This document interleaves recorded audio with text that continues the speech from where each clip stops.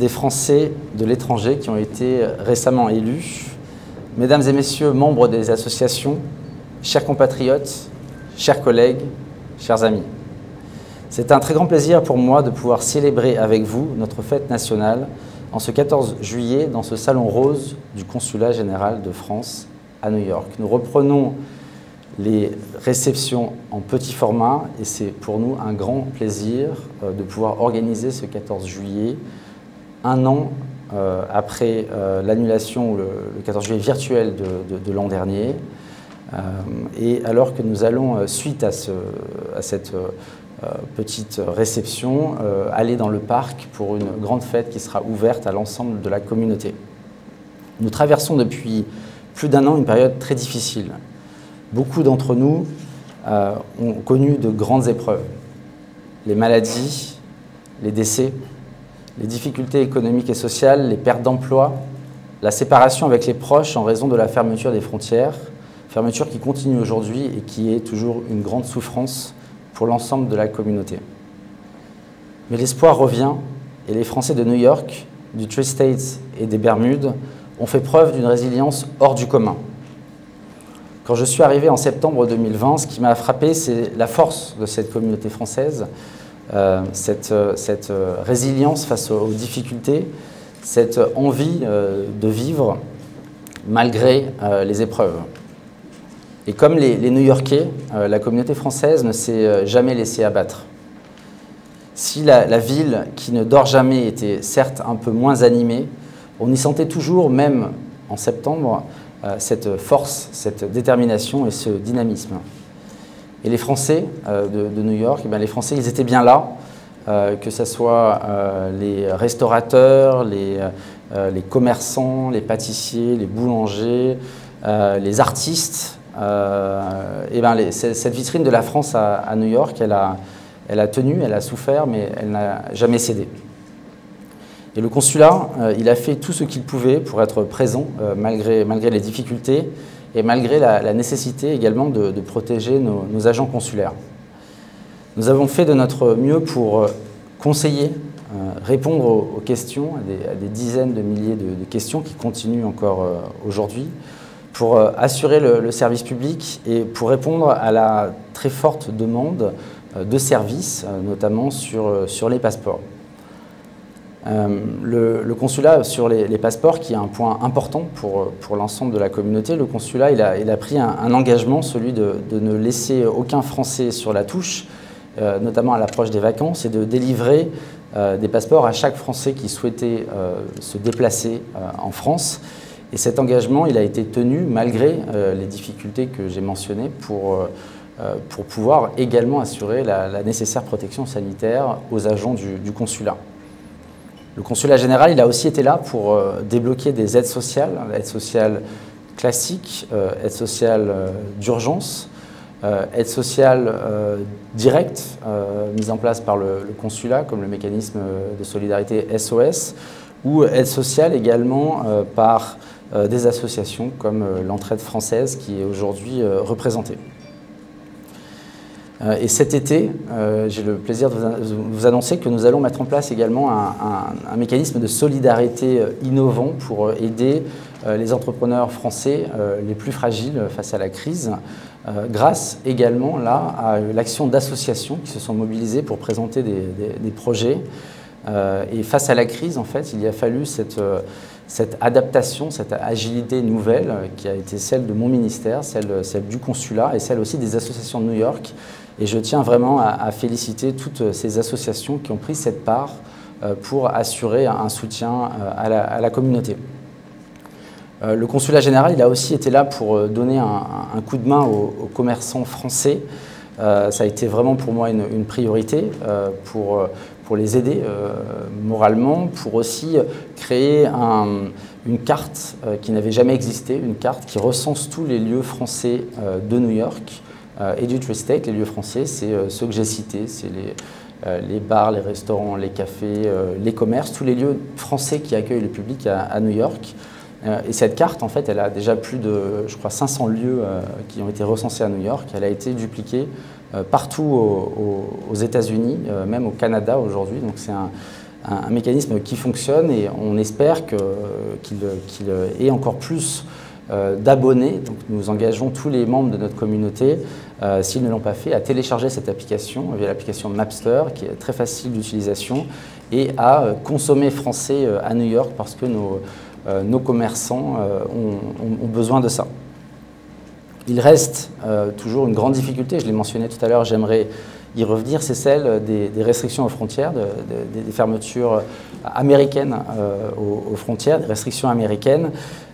Et malheureusement, malgré nos efforts, nous n'avons toujours pas de perspective claire, de date pour une réouverture des restrictions américaines. Je sais que c'est une vraie déchirure pour beaucoup d'entre vous. Ceux qui n'ont pas la carte verte ou qui n'ont pas la double nationalité sont pour la plupart soumis à ces restrictions et pour la plupart ne peuvent pas voyager vers la France par peur de ne pas pouvoir revenir aux États-Unis. Et c'est une grande douleur parce que parfois cette situation a entraîné des vraies déchirures. Toujours, elle entraîne des difficultés parce que pour un Français des États-Unis, c'est une situation totalement anormale de ne pas pouvoir rentrer en France, voir sa famille ou revenir dans son pays d'origine. Mais sachez que nous faisons tout à tous les niveaux et au plus haut niveau de l'État pour obtenir une levée de ces restrictions. Ce sujet est abordé à toutes nos réunions bilatérales avec les Américains, à tous les niveaux, que ce soit le plus haut niveau, le président de la République, quand il a rencontré le président Biden, le ministre des Affaires étrangères, Jean-Yves Le Drian, qui est aujourd'hui même à Washington, qui a rencontré son homologue, le secrétaire d'État Tony Blinken aujourd'hui. Ce sujet a aussi été sur la table. Et bien sûr, l'ambassadeur de façon quasi quotidienne et moi-même, nous sommes mobilisés, mais malheureusement, cela reste une décision et des procédures américaines. Et nous continuons à œuvrer pour pouvoir obtenir une levée de ces restrictions. Voilà, je mesure et j'aimerais vraiment insister sur la difficulté pour l'ensemble de la communauté et sachez que le consulat général est totalement mobilisé, que l'ensemble des autorités françaises le sont. Malgré, j'ai parlé d'espoir tout à l'heure, hein, l'espoir il est quasi généralisé ici à New York, mais dans l'ensemble de la circonscription consulaire, l'espoir il existe aussi en France. La France c'est rouverte, nos commerçants ont rouvert, les restaurants ont rouvert, les lieux de culture, les lieux de loisirs ont rouvert aussi. Les frontières françaises ont aussi rouvertes pour accueillir le tourisme. Hein. C'est pour nous un intérêt national fort de pouvoir attirer les touristes du monde entier, et en particulier des États-Unis. Nous sommes vraiment heureux de cette effervescence retrouvée, mais nous devons continuer à respecter la vigilance. Le président de la République a décrit de façon assez précise cette vigilance qui va de pair avec le développement du pass sanitaire.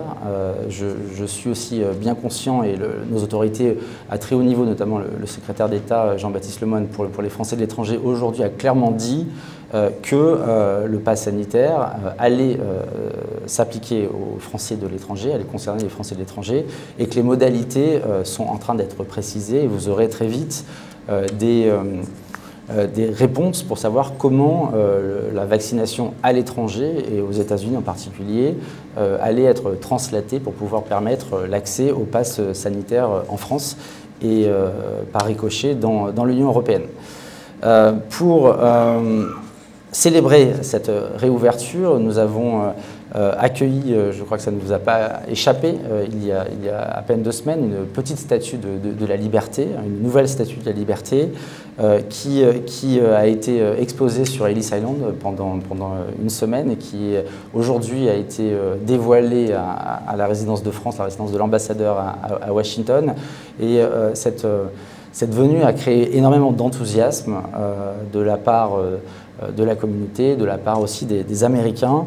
Enthousiasme parce que rappelle notre attachement commun à la liberté, dont la statue est le symbole, mais aussi ça a rappelé toute l'histoire en fait, de cette aventure incroyable qu'avait été en fait, la construction et le don de cette statue de la liberté par le peuple français au peuple américain. Et nous avons été heureux de pouvoir développer cette opération en partenariat avec nos partenaires américains.